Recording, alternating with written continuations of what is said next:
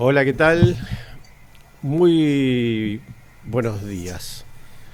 Hoy, después de 2 semanas de no salir, volvemos a aparecer y les va a aparecer acá de costado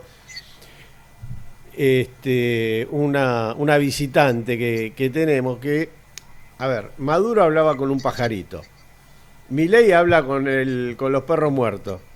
Y la gata me dijo, Raúl, tanto gato que hay en la política y vos a mí no me sacás nunca, déjame aparecer un rato. Le digo, bueno, está bien. Yo hablo con los gatos de cuatro patas, ojo, no con los otros. Los otros hay muchos en el Congreso, parece, y dando vueltas alrededor. Así que el país está muy ordenado. Fíjense que hoy es Santa Rosa como llueve, o sea que ya las cosas se van ordenando. Vamos a poder hablar de brotes verdes después de esta lluvia, así que todo espectacular. Bueno, empecemos como siempre con la parte internacional. Eh, en estas 2 semanas creo que fueron sumamente preocupantes porque más allá de que se dio la invasión de la OTAN a territorio ruso, que más allá de que uno puede pensar que fue una locura, porque bastante los estaban cacheteando como para abrirse un nuevo frente y mandar material material que necesitaban para defenderse a un contraataque. Pero el tema preocupante fue que Ucrania empezó a atacar centrales nucleares, que esto no se había dado nunca en ninguna parte, y como que hay un cuidado de que así sea, porque el daño que se puede generar es enorme. No solamente para la zona, sino que toda Europa puede quedar contaminada con este tipo de ataques. Fueron dos centrales, por suerte los daños que se lograron fueron menores. Una fue simplemente que el misil que iba dirigido lo captaron antes de que impacte, y los escombros fueron los que generaron algún tipo de incendio y demás, pero no trajo mayores problemas, que se fue en territorio ruso. El otro sí llegó a impactar sobre la torre de enfriamiento, que es esos conos que vemos cuando vamos para La Plata, que, que son torres de enfriamiento. Bueno, eso es las torres de enfriamiento de esta central, es donde impactó un misil. Por suerte no trajo mayores inconvenientes, pero el daño que podría haber provocado hubiese sido enorme, y hay que pensar en la locura que puede tener la gente que está pensando este tipo de ataque. La respuesta rusa no se hizo esperar. Atacaron eh, todo lo que es el parque energético de Ucrania, y dejaron bastante maltrecho todo lo que es la infraestructura y el día a día del ucraniano. Por otro lado, hoy, día sábado, se dio que los ucranianos empezaron a atacar nuevamente centros civiles y van directamente a atacar a los civiles. Cosa que Rusia, por otro lado, está siendo muy cuidadoso en ese aspecto. Eh, por ejemplo, este ataque que yo les comentaba recién, hacia la generación de energía, en 15 provincias generó nada más que 4 muertos, civiles. Entonces, ahí se ve que hay un cierto cuidado de no pasar esa línea. Por el otro lado, el tema es bastante espinoso y lo que se viene tratando es de generar otro tipo de daño, porque la guerra la tienen perdida desde hace rato. Habían llegado 4 F-16, que con eso la balanza de la guerra iba a estar del lado de Ucrania. Bueno, uno se encargaron de bajarlo los mismos ucranianos con un misil equivocadamente. Y, y ya está confirmado ese que se perdió. Y hay dos más que aparentemente fueron abatidos en un aeródromo. Así que de esos no hay confirmación eh, porque Ucrania lo niega, pero aparentemente ya le quedaría nada más que un F-16 en menos de un mes. Con lo cual, con esos 4 aviones no había posibilidad de que de que se diera vuelta a algo que está totalmente terminado desde hace rato. Ahora empezó todo un tema dialéctico entre Estados Unidos y Rusia. Estados Unidos empezaron a plantear de que no quieren que esta guerra termine trasladándose a Europa y que los europeos sufran de ella. Y la contestación del canciller ruso fue, no, esta guerra si se extiende también va a llegar a Estados Unidos. O sea que el tema se ha puesto bastante espinoso desde la parte dialéctica. Lo que respecta a Irán, ha mandado en forma simbólica, yo ya les había contado que los coreanos, más allá de mandar armamento, habían mandado un contingente, un pequeño contingente que era más que nada una cuestión netamente política. Bueno, Irán ha hecho lo mismo. Irán ha mandado un pequeño contingente que está operando en Kursk. Así que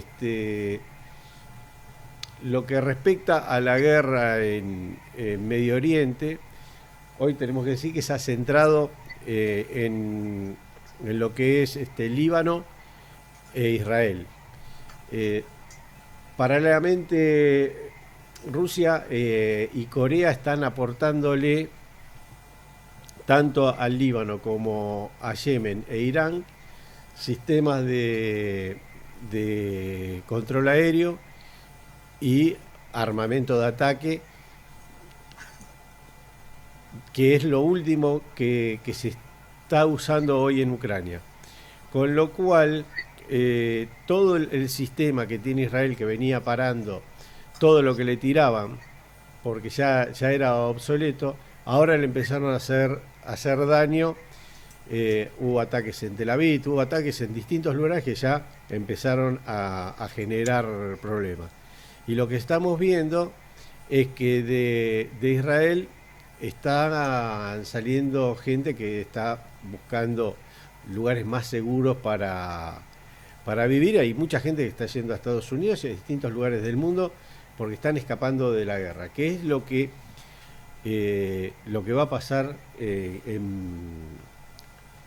yo diría que en muy poco, no solamente con lo que respecta a Medio Oriente, sino también con europeos que van a ir a buscar lugares más seguros.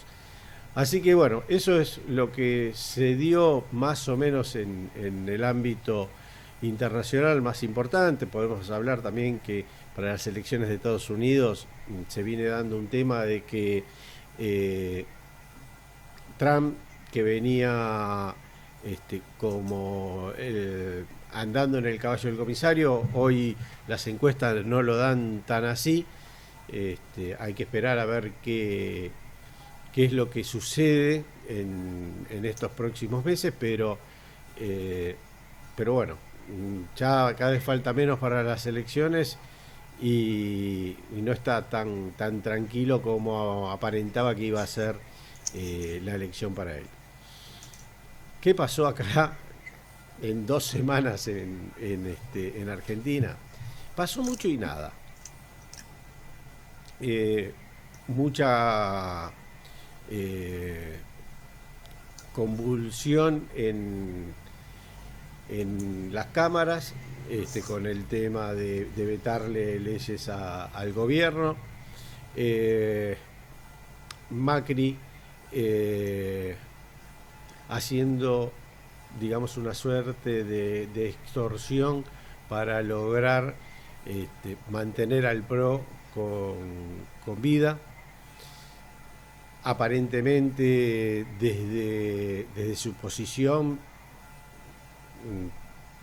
parece que lo logró, pero a lo que viene transcurriendo el gobierno, generalmente consigue los acuerdos para después no cumplir la contraparte. Así que yo desde el lado de Macri no estaría muy tranquilo ni muy seguro. El peronismo ahora ya empezó de cara a su interna a mostrar algún que otro chisporroteo, si bien en lo que respecta a las cámaras sigue manteniéndose unido, pero va a haber pelea, no va a ser tan suave esta transición que viene. Por un lado están quien lo quiere de presidente del partido a Guado de Pedro, o bien presidiendo la provincia de Buenos Aires, y el tema entre Kicillof y la Cámpora no es un jardín de rosas. Entonces es ponerle un límite también al gobernador. Creo que lo que es la derecha peronista se viene medio que desinflando. Había entrado con muchísima fuerza y hoy, en todas estas discusiones que hay internas, me parece que viene desinflándose a un paso agigantado. Y después está la pelea dentro del seno del gobierno, donde, a ver, son pocos y se pelean. Me hacen acordar a la izquierda, que eran 2 y se agarraron a piñas. Bueno, esto es muy similar, y yo creo que tiene que ver con el armado cuando se hizo de esta fuerza. Cuando se hizo el armado no se hizo con un plan político, sino como una unidad de negocios. Entonces, esa unidad de negocios hoy se encuentra que tienen rispideces, porque uno va contra los intereses del otro, y porque no tienen, o sea, acá se habla de que siguen la línea de la libertad y los principios, que acá no hay ni principio ni nada. Acá hay un cocoliche de negocio, que es lo que impulsa que estén amontonados, nada más, porque después cuando uno escucha los discursos hay 4 frases, 4 clichés que se lo aprendieron, y después no hay ningún contenido que respalde nada. Cuando hablan de la libertad, la libertad no avanza. Esta libertad está avasallando derechos, está avasallando otras libertades. Entre ellos mismos no pueden disentir en opiniones. El que dice algo contrario a una que otra barbaridad que impone el lado gobernante es desplazado y muy maltratado, porque no solamente que están siendo desplazados, sino que están siendo atacados, siendo vilipendiados. Entonces es bastante complicado. ¿Cómo va a quedar en unos meses el poder dentro de las cámaras? Y va a ser muy complicado, porque toda esta gente que queda mal herida, que cuando se enteran en un canal de televisión que los echaron del bloque, ¿no? Cuando iban a ser por ejemplo, que el formoseño iba a ser presidente primero de la Cámara de Senadores, y se pone a temblar por las barbaridades que le llega por redes de que lo están echando, o la otra diputada que salen a decirle barbaridades, donde tenemos a esta chica, a esta diputada Lemoyre, que tiene una facilidad para decir barbaridades de sus pares, más allá de las barbaridades que dice, ¿no? Pero es en algún momento te la devuelven. ¿Y cómo te la van a devolver? Y te la van a devolver con un voto negativo o de alguna manera, pero que el tema está muy espeso, que el grado de fragmentación que hay es muy grande y que no lo van a poder sostener porque acá no hay ninguna convicción. Acá hay claramente unidades de negocio que están encontrados.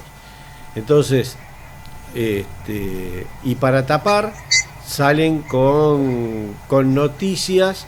O sea, se les acabó lo de Fernández, porque duró lo que duró y ya está, ya se acabó. Ya Fernández, pobre, hace con tu vida lo que puedas, pero ya dejó de ocupar el tema las primeras planas.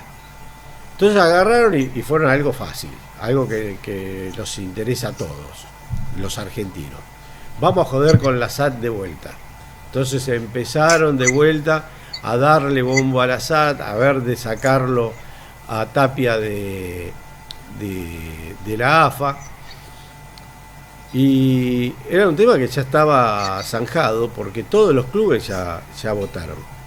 Pero no solamente que votaron los clubes, sino que también es muy difícil de implementar. Yo soy simpatizante de un club que fue gerenciado 2 veces. Un desastre total. Nos costó 22 años volver a primera. Con lo cual, y si nosotros tomamos, por ejemplo, o sea, yo te puedo hablar de Platense con lujo de detalles, pero estos experimentos pasaron con Ferro, y Ferro, miren dónde está, un club que era modelo, que era espectacular, que se quieren morfar sus terrenos desde hace muchísimo tiempo. Y pasó con Racing, que también lo gerenciaron, pobre Racing. Pasó con un montón de instituciones que fueron gerenciadas y lamentablemente todas salieron mal. No, pero esto es distinto. Esto no es un gerenciamiento. Esto es una sociedad anónima. Sí. Primero que quién le va al socio, ¿no? Por ejemplo, yo me acuerdo en los 70, que poníamos la plata e íbamos a ayudar para hacer el estadio, para salvar el club, que va a venir una sociedad anónima, ¿a quién le van a pagar todo lo que tiene la institución? O sea, ¿qué vamos a hacer? El terreno de la General Paz vale 10 pesos, el terreno de Nordelta vale 100, otros terrenos que se pueden conseguir.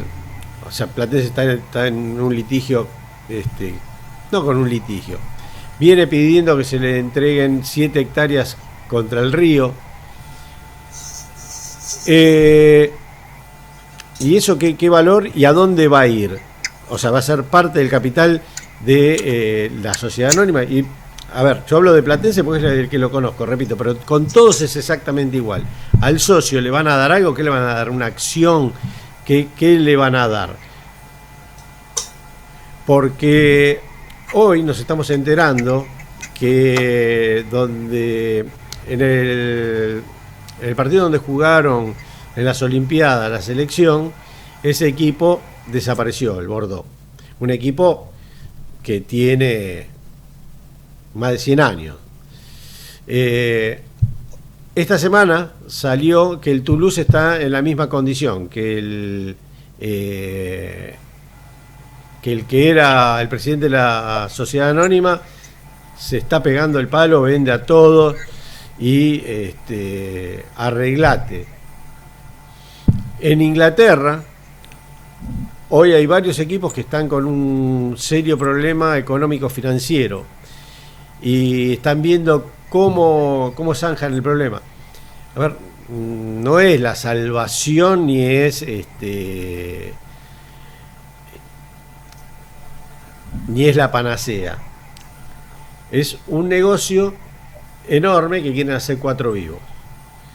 Pero aparte que la AFA ya votaron todos sus miembros, con lo cual no hay mayor discusión, pero cada tanto lo sacan. ¿Y para qué lo sacan? Para que nosotros acá estemos hablando de eso, para que en los canales de televisión se entre a dar bombo y hacer horas y horas y horas de este tema y no tocar los temas que realmente son importantes, como que la inflación del 4% es una mentira, muchachos. O sea, el que le hizo juicio a Guillermo Moreno porque falsificaba los datos del INDEC, vayan de oficio a meterle un juicio a esta gente, porque realmente la inflación se fue al demonio. Cuando vos te llega la boleta del gas, la boleta de la luz, la boleta del agua, cuando vas a cargar combustible, cuando vas al supermercado también, o sea, la verdulería, y no, es por el tiempo. Por el tiempo te suben las cosas 200 veces. Es bastante problemático el momento que estamos viviendo y constantemente están sacando o puterío o noticias para tapar un poco esto que se está viviendo, que lamentablemente no es bueno. Por ahí es que yo no la veo, ¿no? Pero realmente la situación está bastante complicada y bueno, vamos a terminar con algo lindo. Después de 23 años vuelve un chico Fórmula 1, este chico Colapinto, que lo tengo que dar como noticia porque ha revolucionado. Yo estaba hablando con Johnny, que él trabaja en Campeones, y me estaba comentando la cantidad de mensajes que reciben por hora. Es algo infernal lo que ha generado y lo que va a generar. Yo, a ver, me acuerdo de la época de Reutemann, después hubo hubo otros pilotos que llegaron, ninguno con esas expectativas, todos a equipos menores. Este viene a un equipo de segundo nivel, pero porque el Williams no es lo que era el Williams antes, pero más allá de eso, con 21 años ya tiene prácticamente aseguradas las 9 carreras que quedan para terminar el campeonato, así que bueno, por suerte la carrera de mañana, domingo, es a las 11 de la mañana, así que no vamos a tener que madrugar demasiado. Larga en el puesto 18, no anduvo muy bien, tuvo un derrape, pero bueno, es un montón para él en tan poquito tiempo, que se subió y tiene que adaptarse a este tipo de potencia y este tipo de autos. Así que bueno, una buena, para que vean que no tiró toda pálida, una buena de vez en cuando tiramos. Hoy, Ariel, ¿con qué nos viniste? Con San Martín lado B, me dijiste. Sí, la idea es un poco ver aquellas partes menos frecuentadas de la historia, digamos. San Martín es un personaje bastante inagotable, digamos. Cada vez que investigás descubrís cosas nuevas y es sumamente rico. Y digo, bueno, recurriendo un poco a la idea de cuando éramos chicos, que comprábamos los vinilos, ¿te acordás los discos de vinilo? Sí. Que tenían el lado A y el lado B. Generalmente uno lo compraba porque salió una canción que te gustaba mucho y comprabas y la escuchabas el lado A, el lado B no le dabas ni pelota. Era el lado, o sea, venía como una especie de relleno, ¿no? Entonces uno escuchaba siempre un lado y de pronto algún día lo dabas vuelta, lo escuchabas del otro lado y te sorprendías. Bueno. Perdón, hablando de los simples, hubo uno de los que compramos todos que se gastó de los dos lados. El de almendra, de muchacha de un lado, tenía muchacha y el tema de pototo de un lado y Ana no duerme del otro. Sí. Ese se gastó parejo. Sí, había algunos de los Beatles que también. No, bueno, hay algunos que obviamente siempre está la excepción, pero no, tenía ganas de recordarlo al flaco, simplemente. Impresionante. Te voy a dar un dato. El padre del flaco era hincha de Platense. ¿Cómo no lo voy a recordar? Él no salió Gallirón, pero el padre era de Platense. Bueno, en realidad muchas veces la figura de San Martín quedó muy ligada a lo que fue la historia oficial, ¿no? O sea, estos próceres de bronce que eran inmaculados, que tenían una visión, digamos, de ellos, de los cuales eran intachables, pero se les sacaba el aspecto humano, o sea, eran tan perfectos que vos no llegabas, no podías llegar a ser como ellos porque eran como esos ejemplos inalcanzables, ¿no? Y esto tiene mucho que ver con que en 1880 se da la ley 1420 que se hace laica, gratuita y obligatoria. Fue un avance muy importante para nosotros y que dio origen a la clase media de alguna manera porque permitió el ascenso social a partir de la estructuración de la educación. Pero para la enseñanza que estaban acostumbrados, que fuera todo a través de la iglesia, la moral se enseñaba a partir de los santos. La vida de los santos era lo que indicaba de alguna manera el norte que se tenía que tomar en lo cotidiano, digamos, en las decisiones cotidianas. Claro, al hacerlo laico, en la enseñanza estatal quedaron desprovistos de santos como para imitar. Entonces, pasaron a ser los próceres aquellas figuras a imitar.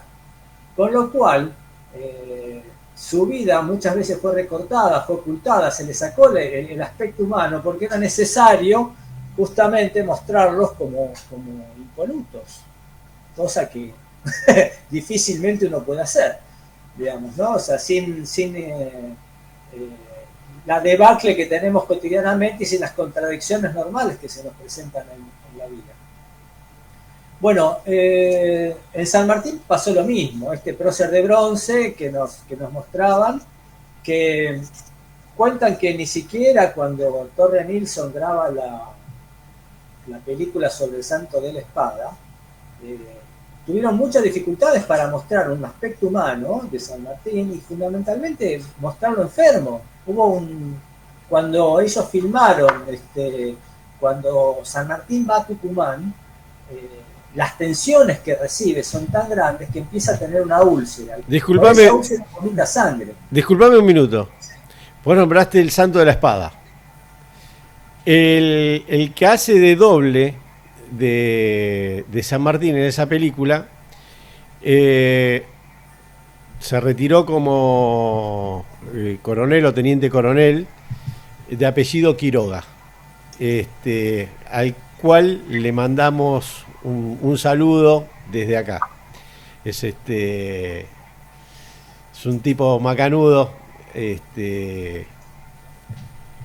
tipo muy solidario. Y bueno, él hizo en su juventud, hizo de doble, estaba en caballería, hizo de doble de San Martín en esa película. Mirá. Bueno, decía que realmente para Torre Nilsson fue todo un conflicto porque le suprimieron, incluso le censuraron esa parte donde San Martín vomita sangre. Y tiene que ver con que justamente no se le podía demostrar que tuviera flaquezas o debilidades. Y lo que lo hace fuerte esencialmente a San Martín es que estaba lleno de flaquezas y debilidades que superaba a partir de su fuerza moral, ¿no? Y de vencerse a sí mismo, cruzar los Andes en las condiciones que lo hizo tantas veces, hasta en camilla, digamos, porque su asma no se lo permitía. San Martín tuvo gota, tuvo asma, tuvo úlceras, reuma, después queda ciego, digamos, circunstancias vitales para una persona con tanta exposición pública, que bueno, decían que los que estudiaron sobre San Martín en relación con sus enfermedades, que son enfermedades muy ligadas al estrés, ¿no? A la situación de exposición pública y de situaciones extremas. Mirá, la gota, te lo puedo decir porque cada tanto la sufro, también es por la ingesta de carne, básicamente, pero es emocional, yo te diría que en un 80%. A mí, sí. Por suerte, la tengo bastante controlada, pero cada vez que me agarró, tuvo que ver con algún tema que venía más por la parte emocional que por otro lado. Sí, pero el asma, la gota y la úlcera están intrínsecamente ligadas a estas, tiene una gran incidencia los factores psicosomáticos, ¿no? Son dolencias que se ven agravadas cuando el desencadenante es el estrés. Y bueno, un poco es mirar qué situaciones de estrés pasó San Martín. Todas. ¿Cuál no pasó, digamos? Porque toda su vida fue un estrés constante, digamos. Y eso no aparece reflejado en la historia oficial, digamos. Por suerte ahora hay internet y hay muchos libros que empiezan a dar cuenta de la realidad que sufrió, ¿no? Pero él sufrió con el fuego enemigo y con el fuego amigo, como se dice ahora. Pero a ver, era una época, nosotros hoy, con el avance en la medicina, con el avance en la tecnología, con el avance en todo, no podemos entender cómo esa gente, cómo llegamos hasta nosotros sin todos estos avances.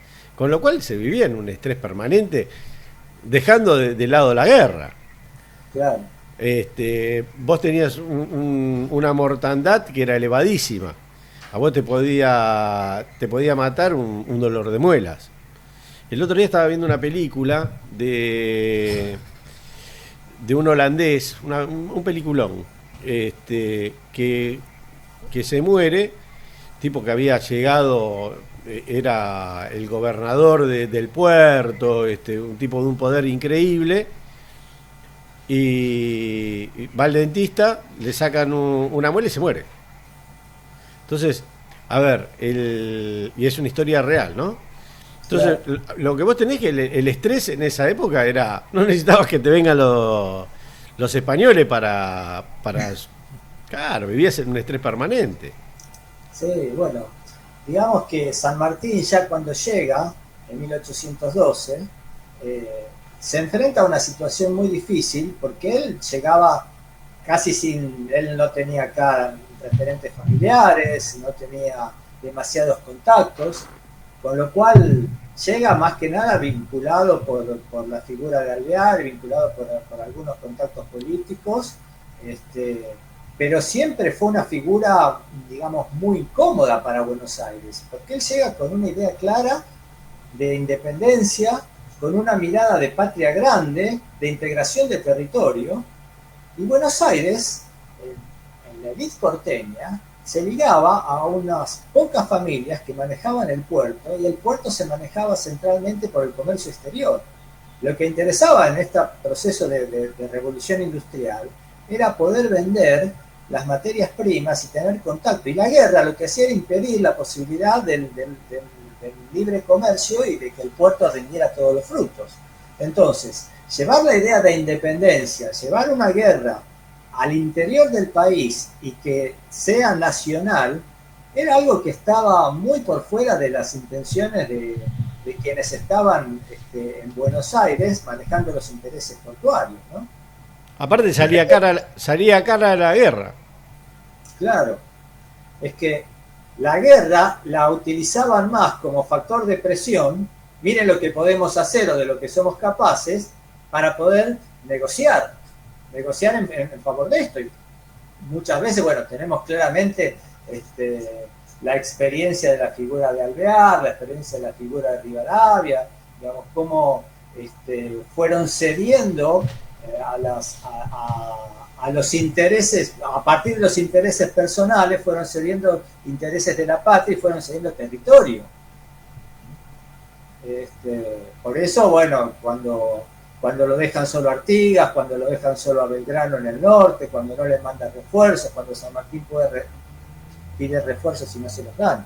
Bueno, el otro día, en un par de programas atrás, cuando hablamos de lo que era la provincia de las Misiones, ahí se entregó Totalmente. Todo todo. ese territorio fue, con tal de derrotar a Artigas, se cedió todo ese territorio, intencionalmente. Y lo lindo del caso, que Artigas no quería dejar de pertenecer a Argentina, a lo que después fue Argentina. Exacto, exacto. Bueno, San Martín, cuando entra acá, siendo una figura tan incómoda, enseguida comienza a tener logros importantes, se comienza a hacer una figura pública, y además tenía una claridad de criterios que influían negativamente para las intenciones de Buenos Aires, a tal punto que en un momento se lo vio como posible candidato a ser director supremo. Con lo cual Alvear se lo saca de encima apenas puede y lo manda al ejército del norte. A ver, arranquemos de acá. ¿Por qué San Martín pasa a ser lo que era? Primero porque acá los militares eran militares que se hicieron por su cargo, algunos por su valentía, pero no tenían una preparación. Y él era un militar formado como tal. Por otro lado, venía con una cultura media que era muy superior a la media que había acá. Con lo cual sobresalía por todos lados. O sea, Era muy fácil y encima exitoso. Exactamente, encima exitoso. Y dio orden, dio un norte a donde ir en lo que respecta a la preparación de tanto de la defensa como del ataque del ejército. Con lo cual era un problema para para el poder que había salido triunfante después de la Revolución de Mayo. Después de esa interna donde un par quedaron muy desacomodados en la foto, era un peligro San Martín. Bueno, precisamente por eso era muy difícil atacarlo de frente y entonces se recurre a el espionaje. A San Martín le leían lo que hoy sería, digamos, las escuchas ilegales, bueno, le decían lectura de la correspondencia privada, le propagaban noticias falsas, se editaban periódicos con el objetivo de predisponer a la sociedad en contra de él o de sus ideas. Vos me estás diciendo que no inventamos nada ahora. No, por eso digo, a ver, se llegó incluso hasta planificar un boicot al cruce de los Andes y el asesinato. Hubo un plan de asesinato contra San Martín varias veces detectado justamente por los amigos que formaban la red de espías de San Martín también para poder defenderse. ¿Quién estaba atrás de eso, Pueyrredón? En esto estaba directamente metido Alvear y Rivadavia. Justamente a esto querían referirme, a este plan de asesinato y a este boicot que se hizo. Mira, cuando San Martín toma el gobierno de Cuyo, las provincias de San Juan, San Luis y Mendoza, lo hace con la idea de ir preparando este ejército, de tener un campo, un lugar tranquilo, apartado, donde poder oficiar de enseñanzas hacia toda una tropa que podía reclutar, pero que no estaba preparada ni en lo más mínimo como para poder cruzar los Andes y mucho menos para batallar allá después de eso. Había que hacer un entrenamiento psicofísico, además de proveer a 5.200 soldados que fueron los que cruzaron la provincia de los Andes. Para eso necesitaba un lugar especial, necesitaba ciertas condiciones. Bueno, dijimos que cuando estaba San Martín en pleno proceso, sucede que se le planifica un boicot, lo cual una noche estaban en pleno trabajo, mañana, tarde y muchas veces de noche, trabajando para tratar de llegar, luego de que se decretara en la independencia en el Congreso de Tucumán. Estaban muy apurados porque San Martín tenía que cruzar los Andes antes de que viniera el invierno. Entonces tenía que preparar durante ese invierno porque en el verano había que cruzar sí o sí.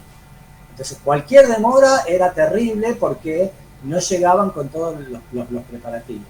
Bueno, una noche en plena ciudad de Mendoza, el lugar de maestranza donde estaban armando donde estaban las fraudas, donde se armaban las armas y donde se cosían los uniformes y demás, se incendia.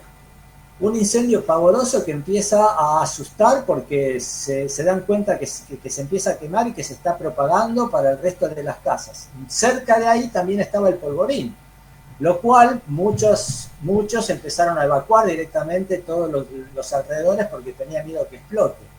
Cuando se dan cuenta, no solo los soldados, sino los propios vecinos son los interesados en tratar de apagar urgentemente este fuego. Cuando van a las acequias a buscar agua con los baldes de madera, se encuentra que las acequias estaban cerradas.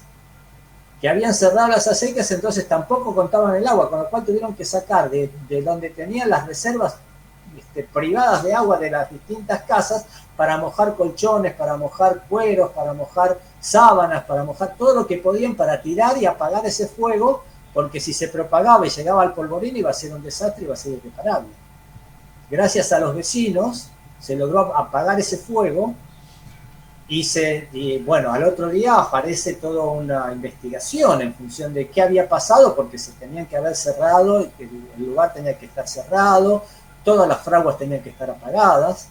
Sin embargo, se descubrió que vecinos de Mendoza, realistas, que respondían bueno, a los intereses de los enemigos, digamos, de la patria, habían entrado, habían dejado abierto, justamente habían cerrado a propósito, y habían cerrado las acequias para que no llegara el agua. Bueno, esto fue un boicot directamente planificado en Buenos Aires, porque querían retrasar a San Martín en su proceso de independencia.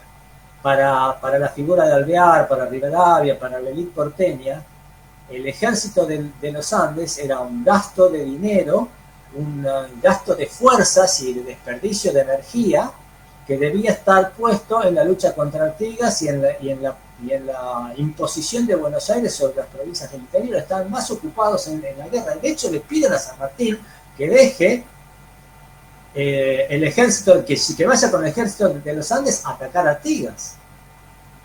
O San Martín se niega, y entonces por eso es que lo quieren meter preso cuando vuelve del Perú, porque dice que se había robado un ejército, porque no había respondido a los mandos que le habían ordenado justamente que fuera a Buenos Aires a enfrentarse con Artigas. Entonces hay mucho problema interno que en general no se cuenta y que por algo tenga úlcera San Martín. A ver, cuando San Martín asume elegido por el pueblo. Eran muy pocos los gobernadores que asumieron elegidos por la voluntad de los propios vecinos.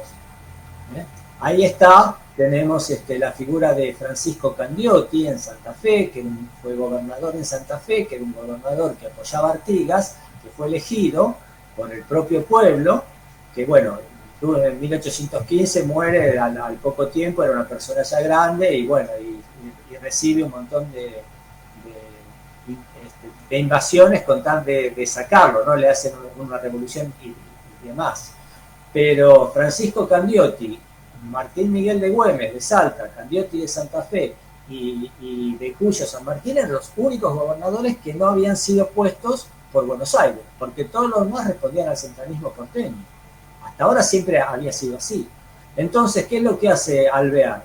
Alvear decreta, cuando asume como director supremo, que el ejército de los Andes pase a depender directamente del ejército de Buenos Aires. Así estaba bajo su órbita. Y es ahí cuando entonces San Martín se encuentra que entre la espada y la pared. Entonces lo que hace, ¿cómo responde? Bueno, pide licencia por unos meses. Porque San Martín quedaba subordinado al arbitrio político de Buenos Aires, ¿no? Entonces, ¿qué hace Alvear? Bueno, le otorga esa licencia no solo por el tiempo que él dispone, sino por tiempo indeterminado, y entonces decide reemplazarlo y manda un gobernador suplente, o puesto por Buenos Aires, que se llama Gregorio Perdriel.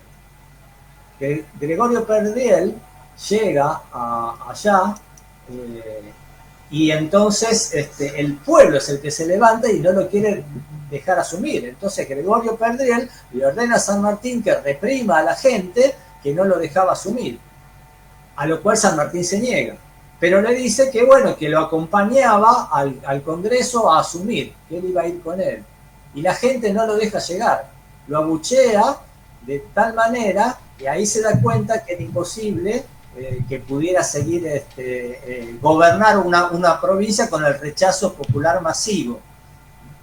Entonces, de ahí empieza digamos, a sembrarse enemigos internamente San Martín, ¿no? San Martín es depuesto en el cargo de gobernador, pero al poco tiempo de asumir se produce la batalla de Rancagua en Chile. Es ahí cuando los españoles vencen a los patriotas chilenos que en 1810 habían declarado la libertad, su propio proceso de independencia, y al ser derrotados, los españoles toman Santiago de Chile, y entonces los patriotas masivamente, los patriotas chilenos masivamente cruzan la cordillera y le vienen a caer en Mendoza, donde estaba San Martín.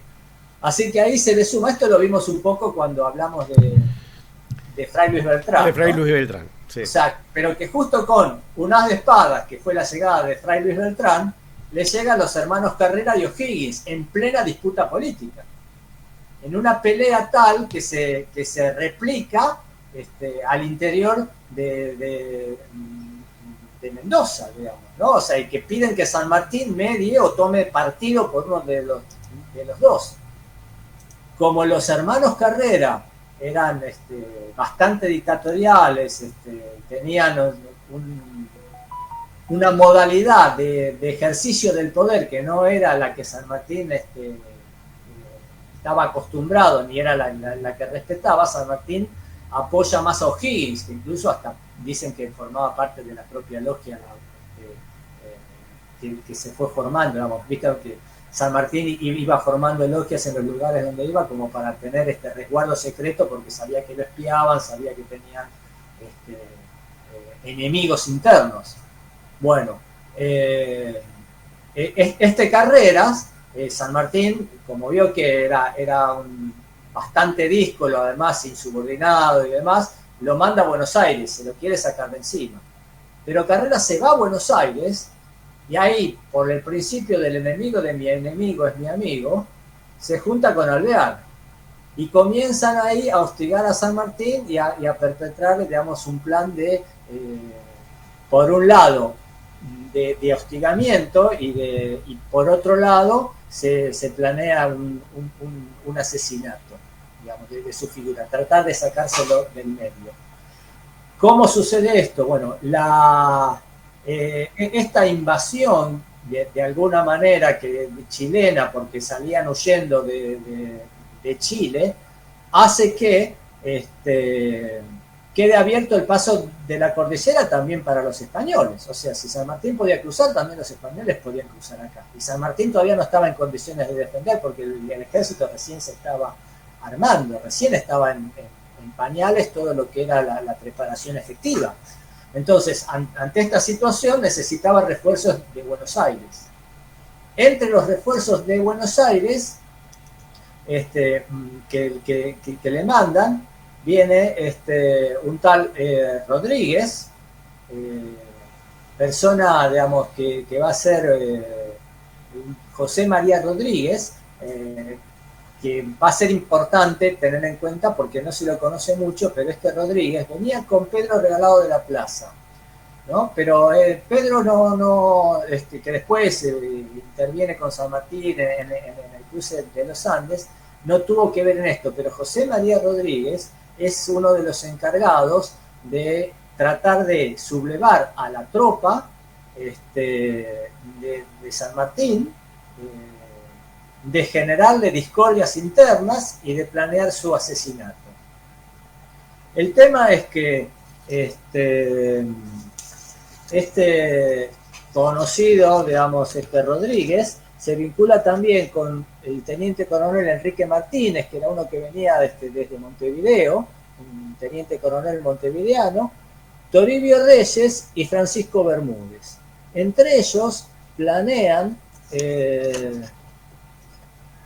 cómo asesinar a San Martín. La idea era invitarlo a una cena y que San Martín viniera y que en el momento en que San Martín entraba, lo iban a... José María Rodríguez era el encargado de matarlo, y entre Toribio Reyes y Francisco Bermúdez iban a la comitiva que venía con ellos, lo iban a encargarse de ellos. Y así, muerto San Martín, podían tomar las tropas, podían sublevarse, y entonces se le facilitaba la toma del mando a Carreras. La idea es descubierta porque un tal Sotomayor, que era uno de las personas que estaba vinculada a Álvarez Condarco, que estaba muy ligado a la figura de San Martín y formaba parte él había formado parte de la red de espionaje que tenía San Martín para enterarse de lo que estaba pasando por debajo. Condarco estuvo a cargo de una de las líneas que cruzó hacia el norte. Condarco fue el que hizo, Condarco tenía una memoria extraordinaria, fue el que manda a San Martín a interpelar a Marcó del Pont, mandándole una carta con la declaración de la independencia, intimándolo a que se rinda, con el objetivo de que fuera por el paso de los Patos y lo devolvieran por el paso de Uspallata. Entonces él en la ida y vuelta memoriza los lugares, calcula la cantidad de días, lugares de abastecimiento de agua, tenía claro, digamos, qué tipos de precipicios había, qué tipo de herramientas tenían que llevar, vieron que llevaron puentes desplegables y todo, por dónde era conveniente que cruzara la artillería, que era la parte más pesada para transportar cañones. Todo eso lo detecta Condarco en este viaje de ida y vuelta que le hace hacer San Martín, porque el tipo tiene una memoria prodigiosa, no escribe nada, pero cuando llega puede darle detalles y pueden hacer un mapa, y entonces es ahí cuando San Martín se decide pasar el grueso de ellos pasan por 6 pasos, pero el grueso de los batallones fueron por Uspallata y por los Patos, ¿no? Bueno, fue Álvarez Condarco. Sí, sí, sí. Y él era el primero que estaba a cargo de la fabricación de pólvora y demás, que después cuando él hace este viaje se lo deja a Fray Luis Beltrán. Bueno, Condarco es el que le lleva a San Martín la noticia de que Sotomayor había descubierto que querían matarlo. Y entonces es ahí cuando, bueno, se arma un consejo de guerra, una investigación. El Consejo Mayor, digamos, estaba a cargo de Bernardo de O'Higgins, y empiezan a investigar y a preguntarles a estos quiénes eran los que habían estado, ¿no? Toribio Reyes, y ahí se empieza a ver que llegan no solo a la figura de Rodríguez, sino que después empiezan a ver que había muchos oficiales que estaban en disconformidad y había mucha gente que estaba anoticiada de que había situaciones que habían pasado, todo esto que había pasado con el incendio, es decir, un montón de datos que San Martín, cuando se empieza a ver,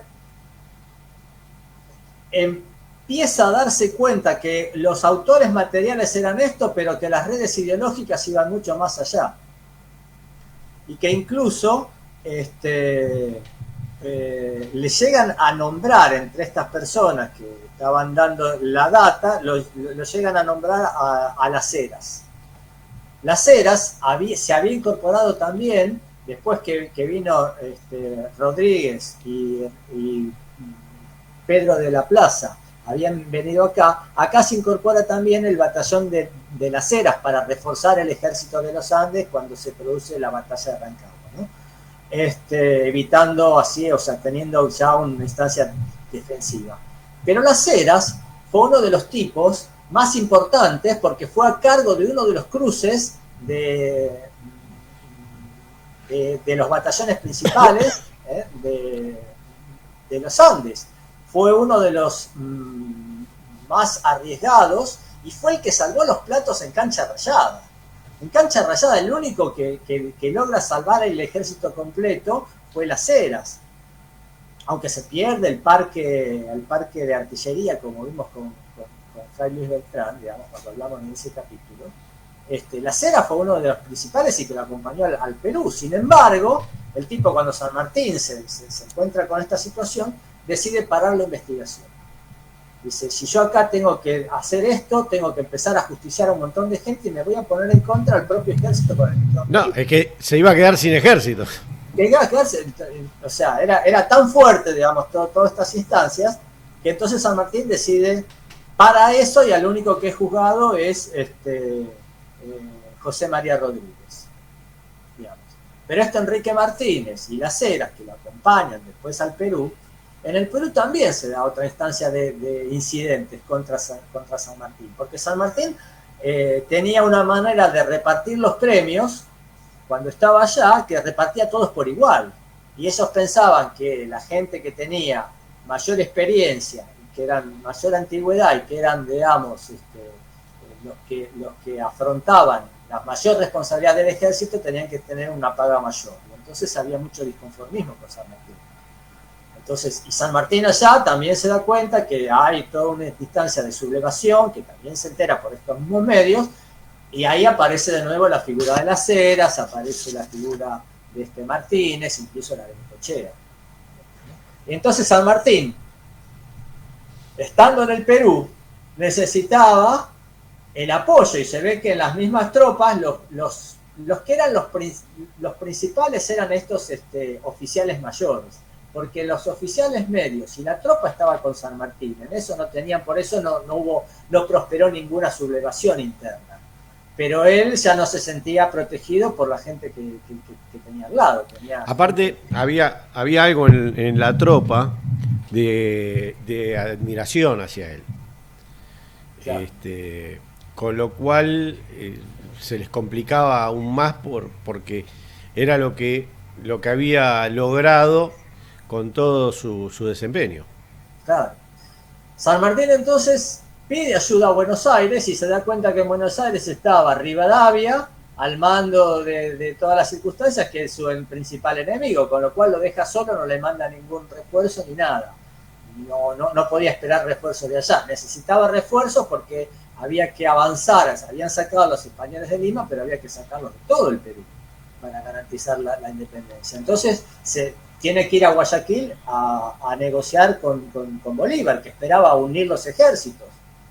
Y ahí se encuentra con la negativa de Bolívar, que Bolívar le dice: de ninguna manera te voy a dar gente y tampoco voy a estar bajo tus órdenes. San Martín se decide: pero no, yo me pongo de segundo tuyo, unamos los ejércitos. Y Bolívar dice que de ninguna manera él podía estar al mando de una persona. Bueno, es que justamente la imagen que tenía San Martín era muchísimo mejor que la de Bolívar. Lógicamente. Entonces, pero San Martín... Ponerse, una cosa era decir estoy por debajo, pero el tema pasaba porque la gente claramente sabría que... Respondía. Claro, y le terminaba, y lo que pensaba era que le iba a terminar morfando el ejército. Las hazañas de San Martín ya se conocían en todo el mundo, las noticias de él recorrieron el mundo enseguida por todo lo que estaba haciendo. Bueno, San Martín necesitaba entonces urgentemente todo este apoyo y se le negaron. Imagínate, ya tenía fuego enemigo y fuego amigo, más las espías y todo lo que tenía que hacer. Bueno, es ahí cuando él decide dejarle la gloria, como dice, y que termine toda la campaña libertadora a Bolívar, y él trata de venir a recluirse a Mendoza. Y es ahí en Mendoza donde vuelve nuevamente los espías de Rivadavia a acosarlo, porque no creían que él se iba a retirar de la vida política.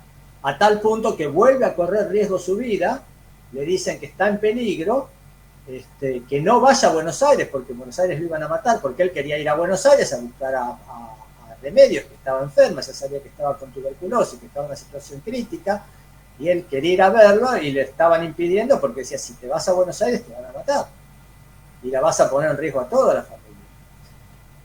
Ahora él decide ir igual, pero cuando llega ya está muerta Remedios. Ahí es cuando tiene que tomar a Merceditas. Él decide, otra de las cosas raras es que en esa época un padre se hiciera cargo de su hija y la sacara de toda la familia que lo había creado. Él decide la paternidad, asumirla totalmente, haciéndose cargo de la educación y del cuidado y completo de esa hija. Era más fácil en esa época para un hombre dejar que quedara cuidado a las mujeres de la familia. Él asume esa paternidad y se la lleva a Merceditas. Bueno, ahí consigue que Rivadavia le dé la visa para irse a Europa, porque querían sacárselo de encima ya que no lo podían matar. Entonces San Martín va a Europa y ahí aparece otro plano muy interesante, que es la estadía de San Martín en Londres, ¿no? Que tampoco se habla mucho y es donde él consigue hacer un montón de gestiones para que Inglaterra reconozca la libertad.